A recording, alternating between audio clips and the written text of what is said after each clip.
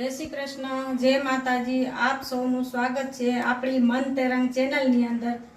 એમાં એક નવી વાનગી લઈને આવી છું। એનું નામ છે રાજસ્થાની ઘેવર। ચાલો એમાં શું શું સામગ્રી જોઈએ આપણે જોઈએ। ચાલો બતાવું। ચાલો આપણે બદામ લીધી છે, થોડા કાજુ લીધા છે, થોડા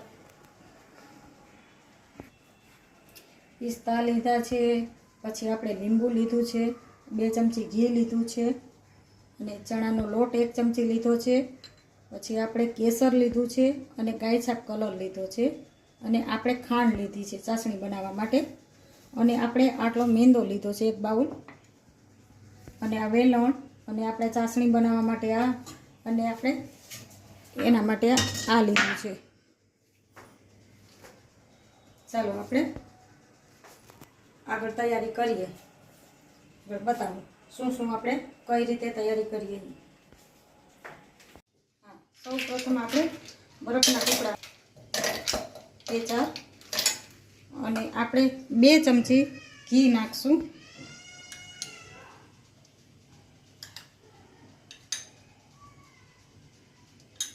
હવે આપણે મિક્સર ચાલુ કરીશું।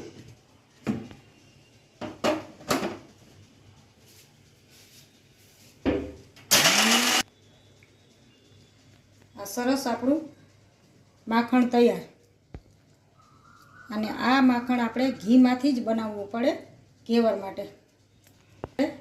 મૂકી દઈશું પાછું એમાં ને એમાં। હવે આપણે એનું બેટર તૈયાર કરશું। હવે આપણે એમાં 4 ચમચી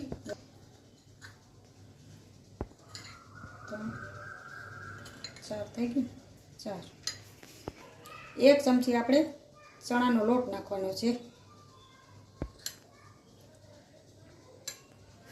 એમાં આપણે દૂધ નાખશું।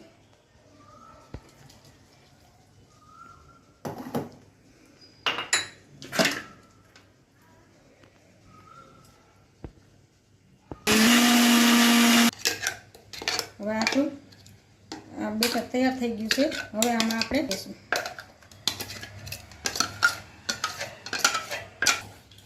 અને આપણે ખૂબ ઘૂંટવાનું છે એટલે કોઈ કણી કે રહી ગઈ હોય ને એ રીએ નહીં એટલા માટે થઈ આ રીતે।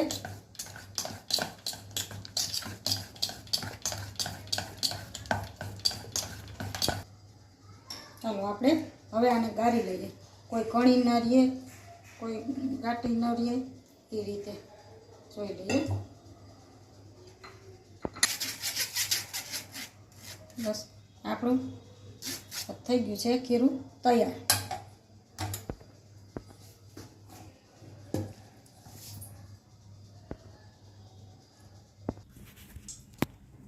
હવે આપણે એમાં લીંબુ નીચોવશું। લીંબુ નીચવી લીધું આપણે આને ખૂબ આપણે ઠંડુ રાખવું પડે બરફની અંદર જ બનાવતી વખતે। અને જો તમને મારી રેસીપી ગમતી હોય સારી લાગતી હોય તો લાઈક કરજો, શેર કરજો ને સબસ્ક્રાઈબ ખાસ કરજો નવા હોય તો, અને કોમેન્ટ કરીને જણાવજો તમે કઈ રીતે બનાવો છો। હવે આપણે આમાં ઘી લઈ લેશું તપેલામાં। જેટલું આપણું ઘેવર તરાય ને એટલું આપણે એટલે તેલમાં બનાવવા હોય તોય બનાવાય પણ હું ઘીમાં બનાવવાની છું। હવે આપણું ઘી ગરમ હવે આપણે ઘેવર બનાવવાનું શરૂ કરીએ। આમાં આપણે મીઠાઈનો કલર ઉમેર્યો છે। બનાવવાના શરૂ કરી દીધા છે। આ રીતે બનાવવાના છે। તેલ એકદમ ગરમ હોવું જોઈએ ઉકળતું, તો જ આપણા ઘેવર સારા બનશે।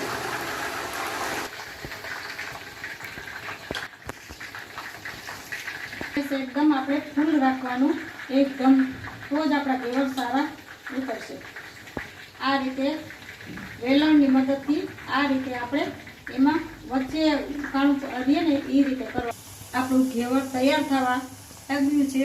હવે આપણે બહાર કાઢી લેશું અને ગેસ જરાય ધીમો કરવાનો જ નહીં, ફૂલે ફૂલ રાખવાનો, તો જ આપણું ઘેવર સરસ બનીને તૈયાર થશે। ઘેવર તૈયાર થઈ ગયું છે। હવે આપણે કાઢી લઈએ બરોબર। બસ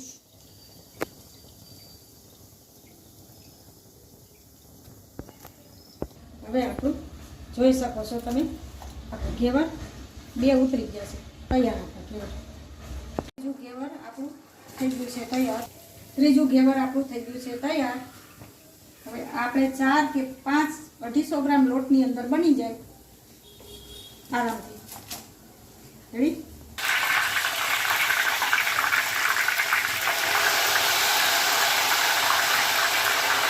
આ રીતે આપણે હળવે હાથે આ રીતે આપણે હળવે હળવે આ બેટરને છે ને આ રીતે પૂરવું. આપણે હળવે હાથે પૂરવાનું આ રીતે સાવ જરી.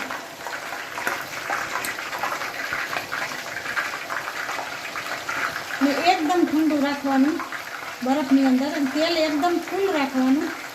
આ એની મેન ટીપ છે. ગેસે એકદમ ફૂલ રાખવાનું અને તેલે એકદમ ગરમ હોવું જોઈએ. જરાય ઠંડુ ન પડવું જોઈએ તેલ. અને ખીરું આપણું ગરમ ન થવું જોઈએ. બરફની અંદર જ આપણે રાખી મૂકવાનું. બરફ હોય તો ચાલે અને ઠંડુ પાણી હોય તો ચાલે, પણ ઠંડુ રહેવું જોઈએ.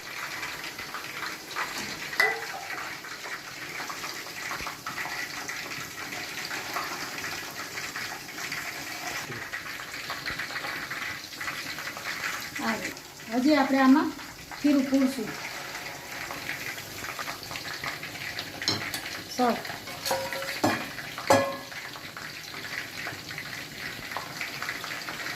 પછી વેલણ લઈ ને આ રીતે આપણે એમાં જગ્યા કરવાની અને પછી આ રીતે છોડી દેવાનું એને.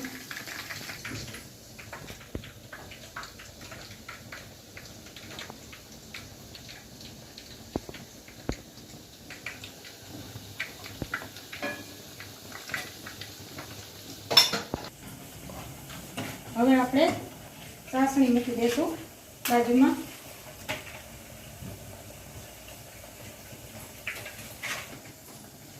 આપણે ચીપચીપી થાય ને ત્યાં સુધી આપણે ચાસણી લેવાની છે. હા, આ રીતે આપણે ખાંડ ઓગળતી લેવાની.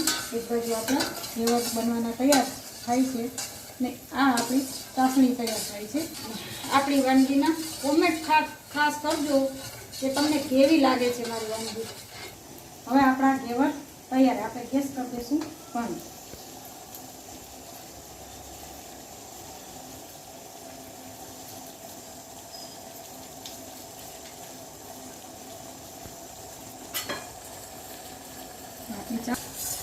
આપણી ચાસણીને થોડી વાર લાગશે. થોડી આમ ચીપચીપી થવા માંડે ત્યારે આપણી ચાસણી રેડી થઈ ગઈ.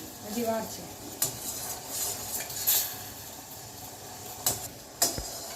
રબડી આપણે બનાવીને અગાઉ ફ્રીજમાં રાખી દીધી છે, કારણ કે રબડી આપણે ઠંડી રાખવી પડે અને વિડીયો લાંબો ન થાય એટલે રબડીનો વિડીયો આપણે લીધો નથી. ક્યારેક હું તમને રબડી પણ બનાવીને બતાવીશ ઘેવરની સાથે. એટલે ચાસણીમાં ભાવે ને કોઈને રબડી ના ભાવે તો ચાસણી સાથે ખાઈ શકો અને રબડી સાથે ખાઈ શકો. પણ રબડી આવે સરસ લાગે. આપણી ચાસણી થઈ ગઈ છે. આવી ચીપચીપી ચાસણી જોઈએ, તાર ના પડવો જોઈએ. ને હવે આપણે ચાસણીને આમાં ઉમેરશું. ધીરે ધીરે ધીરે ધીરે ધીરે ઉમેરશું એટલે અંદર છેઠું આ રીતે ચાસણી ધીરે ધીરે આપણે એમાં ઉમેરતું જવાનું. આ રીતે આપણે ચાસણી ઉમેરતું જવાનું ધીરે ધીરે ધીરે. રબડીવાળું છે એમાંય આપણે ઉમેરવાની ચાસણી અને આમાંય ચાસણી ઉમેરશું.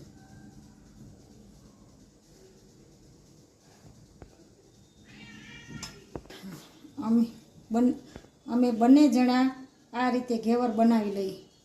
શોખ છે નવી નવી વાનગી બનાવવાનો અને ખવડાવવાનો. ખાવાનો નહીં એમ બોલજે. ખાવાનો નહીં ખવડાવવાનો બહુ શોખ છે. હવે રબડી આપણે લઈ લઈએ ફ્રીજમાંથી.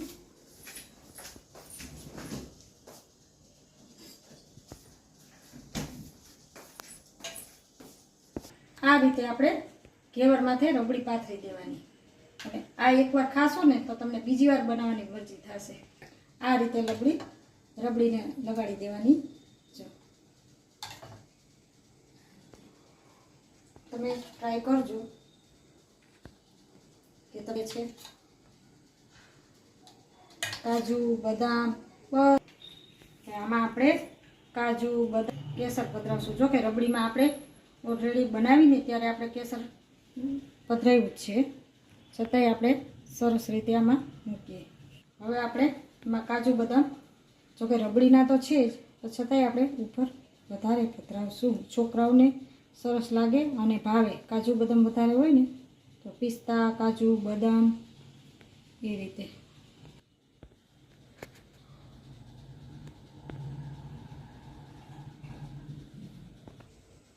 આપણા સુંદર રાજસ્થાની ઘેવર તૈયાર થઈ ગયા છે.